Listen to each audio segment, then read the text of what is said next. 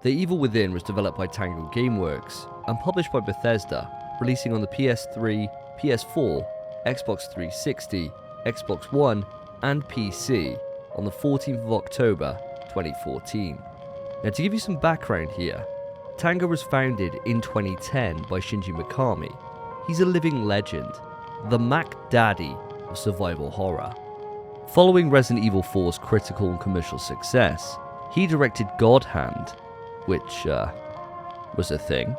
Following that, he departed Capcom for Platinum Games to direct the awesome but commercially underwhelming Vanquish, and then decided to pursue creative passions with his own studio, and thus Tango Gameworks was born. Mikami originally set out to make an open-world sci-fi game with horror aspects, but after issues with concept creation, the project pivoted to classic survival horror, and the result of that was The Evil Within, seeking to put the survival back into survival horror. Now, with a pedigree as big as Shinji Mikami's, you'd expect The Evil Within to hit it out of the park when it comes to critical reception, especially when you consider his previous two works. Well, it ended up scoring at 75%, which isn't bad, but it's not particularly impressive either. When it comes to sales, it fared a lot better, selling approximately 4 million units. Looking back, I remember when the game was first marketed, hearing Shinji Mikami was coming back to the survival horror genre was enough to send me into a fever pitch. I couldn't wait to smell what he was cooking. When I got the game on its release, however, it just didn't hit for me, and I ended up moving on to other games 3 or so hours into the experience. Now, that was 8 years ago. It's high time I go back and give the game a true shot, and that's exactly what I've done. Taking me just shy of 15 hours, I've completed the game, and this review I'm going to break down what works, what doesn't, and answer the question, is The Evil Within worth your time in 2022? Now, this review, as with all my others, will be split into plot, gameplay, and presentation, and I will be going into spoilers. So let's dive in.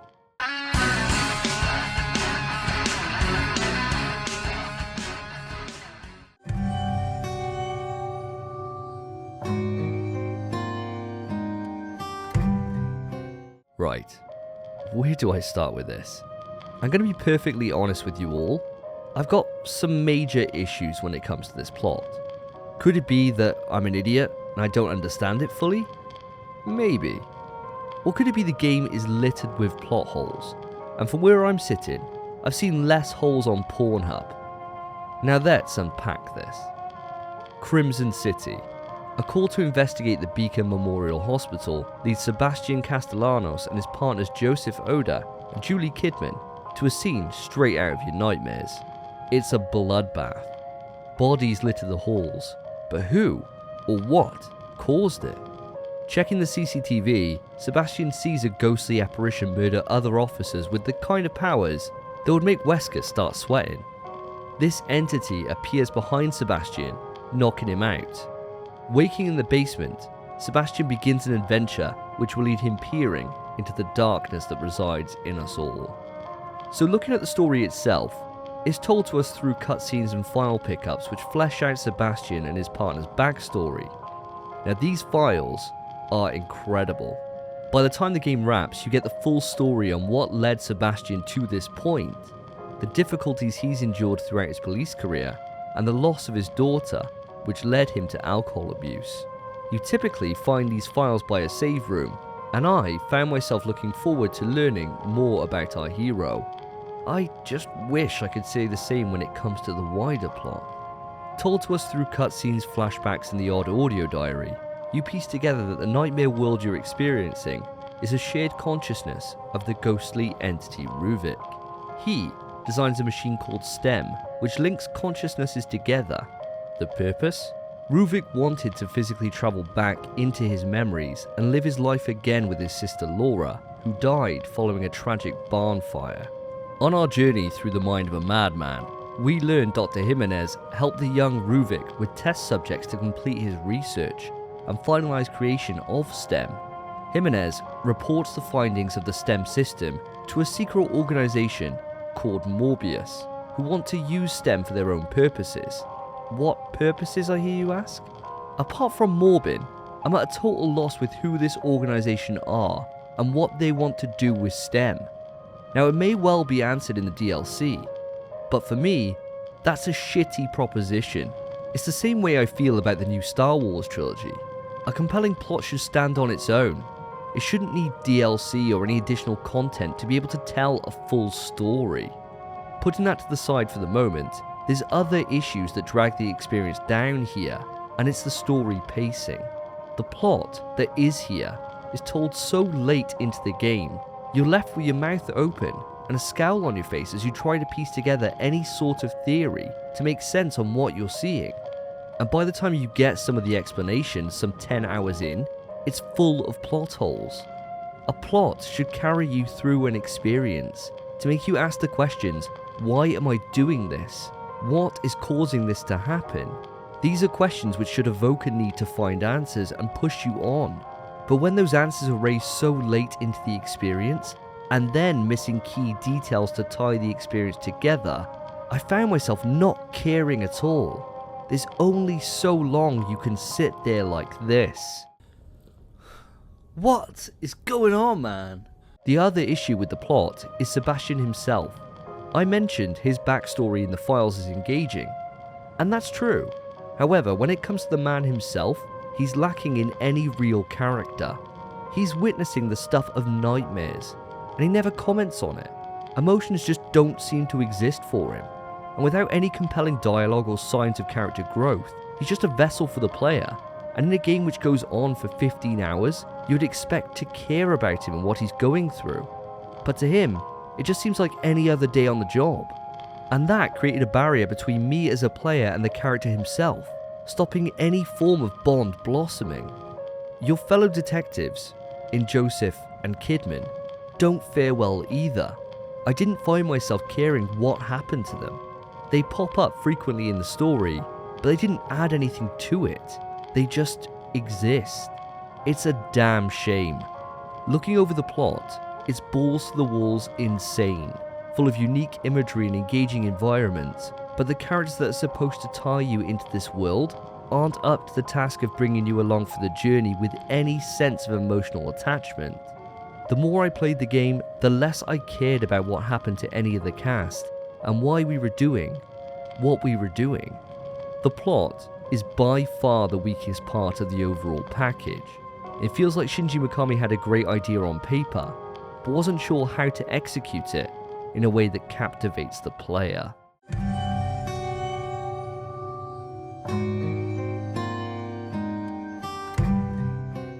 On first glance, you'd think The Evil Within is just an updated RE4, but in reality, it's far deeper.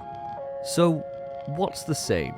Well, much like RE4, the camera is behind the player and moves up to over the shoulder for aiming.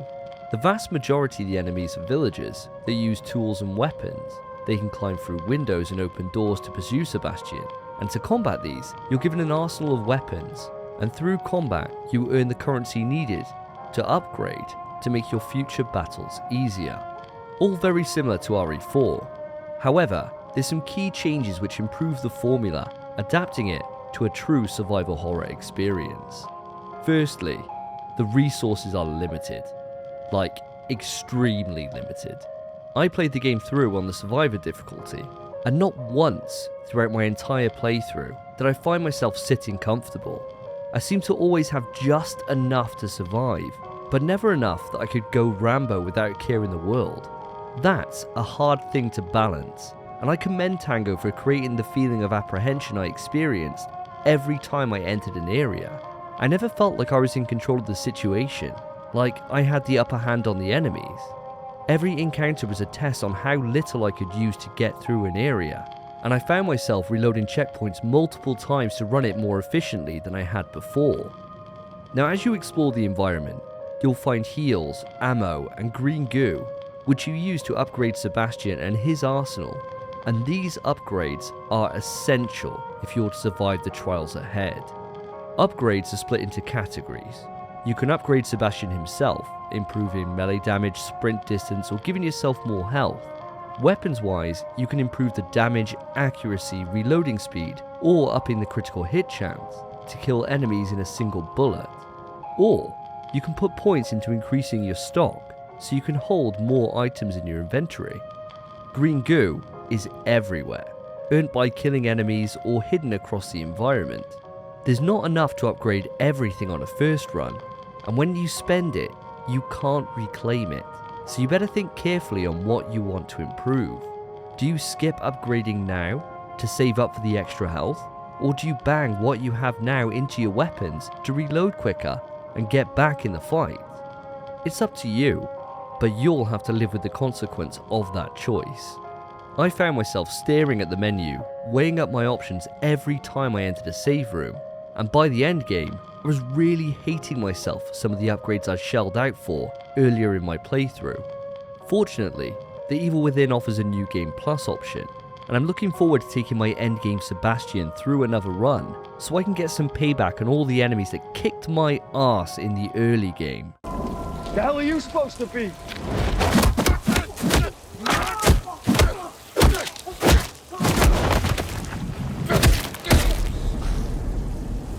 I'm vengeance. In exploring the environments, you'll have to contend with the myriad of enemies blocking your path. This presents its own choices. Do you slow down and sneak your way through, taking the odd enemy out with stealth kills, but potentially put yourself in a situation where you could get spotted and it all spirals out of control? Do you instead study the enemy routes and set up traps with your agony crossbow to eliminate multiple threats in quick succession? Or do you go guns blazing and just hope for the best? The choice is yours. If it ever gets too hectic, The Evil Within gives you places to hide and reset.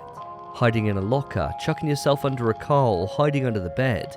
They're all useful in trying to pull yourself back from an unwinnable situation. And the tension this creates when you're on your last bullet, with dwindling health cowering under the bed, while enemies are shuffling down the halls, is enough to make you wish you'd worn brown boxers that day.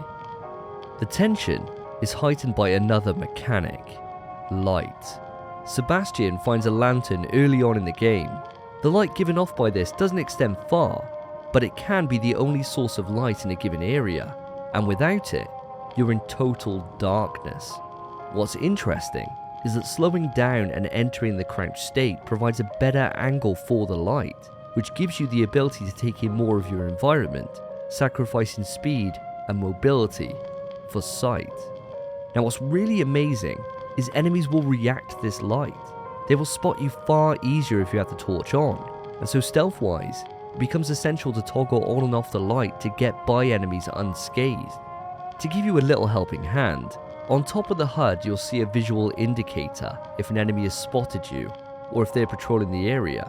Now 9 times out of 10, I found this indicator appear before I'd even noticed an enemy was in the area, and it was terrifying. Frantically searching for the whereabouts of an enemy while flicking the light on and off to keep myself concealed slowed the game down and upped the anxiety to record heights. No matter how hard you try, you can't hide from every threat, and inevitably you will find yourself engaging in combat. I'm glad to say it's visceral. Enemies explode in gore, heads pop from a shotgun blast, and bodies are pinned to walls with your agony crossbow. I quickly learned that Sebastian is fragile. Enemies hit with ferocity, and even if you're tooled up going into an encounter, that ammo doesn't last as long as you'd think it would. Enemies can take some real damage, and that is where using your head comes in. Sebastian has the ability to burn enemies with matches. Burning a downed enemy will kill them immediately. The beauty of this system is using the matches to take out multiple enemies without wasting your resources. My strategy completely revolved around them. Blast an enemy to the ground, wait for his buddies to approach, and burn them all up in one go. Flexing your creativity is key to success in The Evil Within, and the weapon that makes it all possible is the agony crossbow. This weapon is the dictionary example of versatility. By finding scrap in the environments or by disabling traps, you can build 5 different types of bolt. Freeze rounds instantly kill most enemies, or stun larger ones, so you can unload your heavy hitting weapons without any danger. Shock bolts deal minor damage, but they stun enemies, allowing you to reposition or get some easy burn kills. Flashbolts put all enemies into a dazed state, leading to easy stealth kills or to get yourself out of a bad situation. Explosive bolts can be shot into the enemy to cause an explosion and big damage, or you can shoot them into the environment, creating mines. And finally, you've got the harpoon bolt, a projectile which will pin enemies to the walls, causing massive damage. It's also the only weapon in the base game that's silent, and it becomes essential for stealth. Each bolt has their own crafting requirements, and the choice of which bolt to craft and when to craft it becomes just as important as hitting your shots. If you haven't guessed by now, choice is what makes survival horror for me. In The Evil Within, it's built into every facet of its design, and I applaud it for that. However, there's some design decisions here that I just can't get on board with. I mentioned that to earn scrap for bolts, you can find it in the environment or by disabling traps. Now these traps are a goddamn nightmare. They come in a number of forms, from tripwires to bear traps, and I've got no issue with those. But these are an act against God. To disarm them, you need to stop a needle in the blue area. You have one shot at this. If you get it wrong, they explode, which deals half your health. What doesn't help matters is this needle has lag. You click to stop it, and it just keeps going, meaning you have to press it in advance. Heals are extremely limited in The Evil Within, and it just isn't worth the risk for 3 scrap. I died time after time to these bastards, and never felt like, I'll get it next time. I just avoided them, instead using them as a tool to blow up some enemies. It just doesn't seem fair. By failing it, you've already lost out on gaining scrap, but then to lose half your health at the same time? What a load of old shit! Speaking of unfair, earlier I mentioned that enemies dish out damage. Well, here's my endgame stats. Yeah, this game kicked my ass. My problem isn't that it's hard, which it is. It's more the fact the game loves things that kill you in one shot.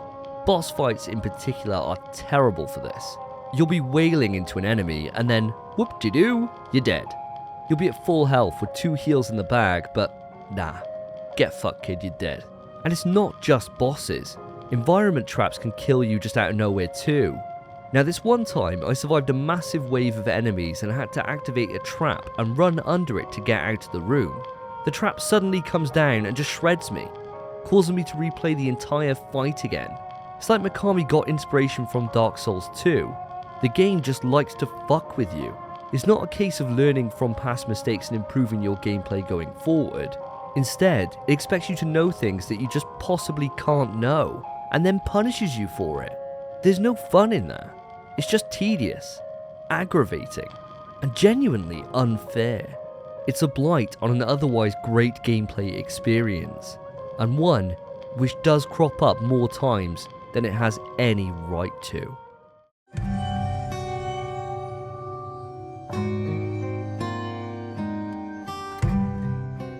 I played The Evil Within on the PlayStation 5, running the PS4 version in backwards compatibility mode. The benefit to this is the game runs at 1080p with a locked 30 FPS. The issue is, that locked 30 FPS is bullshit. The game is choppy as all hell as soon as the action starts popping off. Frames drop all over the place. Now, I'm not a person who typically notices frame dips. I used to not be able to tell a difference between 30 and 60, which my fellow podcast host Spencer constantly likes to remind me.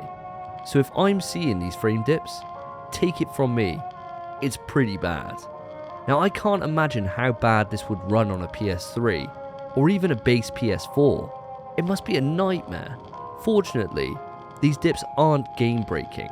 It's an infrequent annoyance, but nothing too detrimental to the overall experience.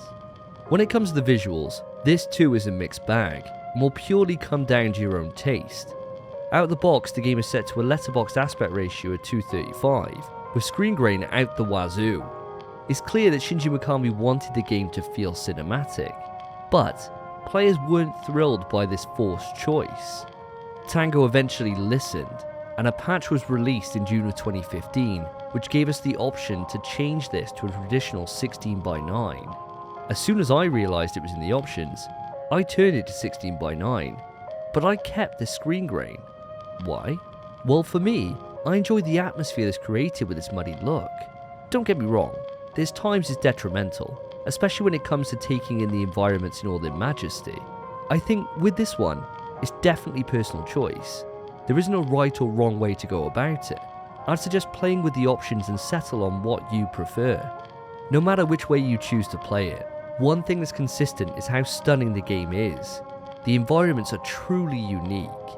One minute you're in a village reminiscent of RE4, and the next you're in a cityscape taken straight from Inception. Exploring Ruvik's brain gave Tango the ability to go crazy with design, and they definitely succeeded here. It's the same story when it comes to character models and lighting too. It all looks fantastic. Continuing on the positivity train here, the sound design is incredible. Every weapon is punchy, enemies emit moans and screams which get my blood curdling, and the soundtrack is equally as impressive. The use of classical music in Clair de Lune as the save room theme immediately puts you on high alert, but a few hours in, it becomes the sweet sound of safety. This score has hit after hit, Long Way Down, Air on a G-string, and the rest of the OST is just pure terror. The panic strings and loud bass during boss fights strikes that part of my primal brain, causing a fight or flight response. It's simply outstanding. I think it's at this point I'll end with the enemy and boss design. Across your playthrough, you're going to encounter the types of enemies that make you wonder if the team at Tango are still mentally sane. Each enemy type is unique from the last, from the basic Haunted, who are essentially Ganados, to the Keeper with a safe on his head. The game just keeps throwing grotesque monstrosities at you, and through experience in combat, you'll learn how to best each of these. Now, it's in the combination of these differing enemies within an environment that really gets the old grey matter working. Doppelgangers, in particular, became my number one target on the field. They're fairly easy to take down if it's a one-on-one, but as soon as you have a few Haunted blocking your path, they can prove a worthy challenge. Excluding the Haunted, who granted are fairly generic, the remainder of the enemies are truly unique and offer enough challenge and diversity in their abilities to strike fear in even the hardiest survival horror veteran. Now, it's the bosses that are the real showstopper. They are all incredibly varied, with some becoming more environmental puzzles than straight up fights. The standouts for me are the various encounters with Laura, setting fire to bodies to stop her respawning, and luring her into traps to set her ablaze, put me on the edge of my seat.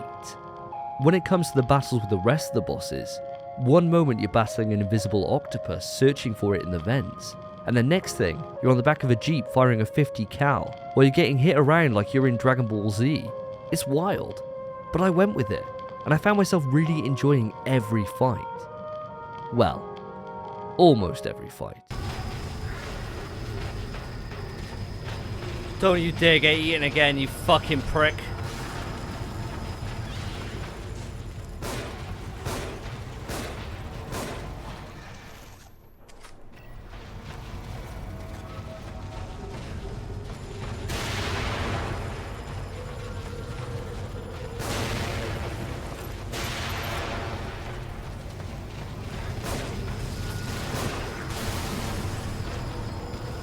No, I'm gonna die again, aren't I?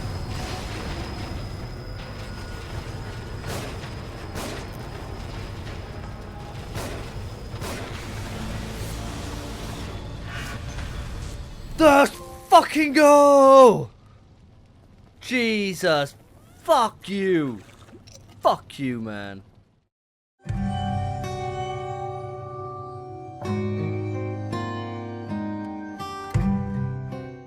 The Evil Within sees Shinji Mikami return to the world of survival horror. He took the lessons he learnt with RE4 and focused the experience around a pure horror experience, one that gives you plenty of choice and limits resources. It's easily the hardest survival horror game I've ever played. It's just a shame that with a length of 15 hours, it doesn't tell a great story. In fact, it struggles at all to convey the story in any meaningful way. and this can cause the game to drag, as you don't know where it's going or what it's building to. This isn't helped by a cast of characters who individually aren't appealing, and as a group, add nothing to the experience. Personally, I wish the game had cut a few chapters and tightened the overall experience, or failing that, they just reworked the plot and the cast to grab us, the player, and engage us into the experience.